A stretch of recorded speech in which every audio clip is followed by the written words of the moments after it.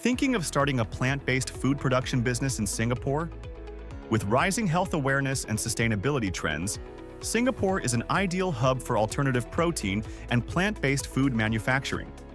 First, define your product range. Will you produce plant-based meat alternatives, dairy substitutes, ready-to-eat meals, or functional foods? Your product type will determine licensing, facility requirements, and food safety standards. Next, register your company with ACRA. Most food manufacturers choose a private limited company structure for better credibility, scalability, and liability protection. Licensing and compliance are crucial.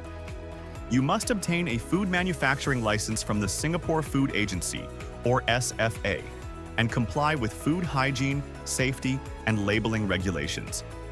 Depending on your scale, you may also need halal certification or export approvals. Your production facility must meet SFA standards, including proper layout, equipment, storage, and quality control systems. Ingredient sourcing and supplier compliance are equally important. Finally, set up proper accounting, tax compliance, and cost management systems. At 3E Accounting Singapore, we help plant-based food businesses with incorporation, licensing support, and ongoing accounting and tax services. Visit our website to start your plant-based food production business in Singapore with confidence.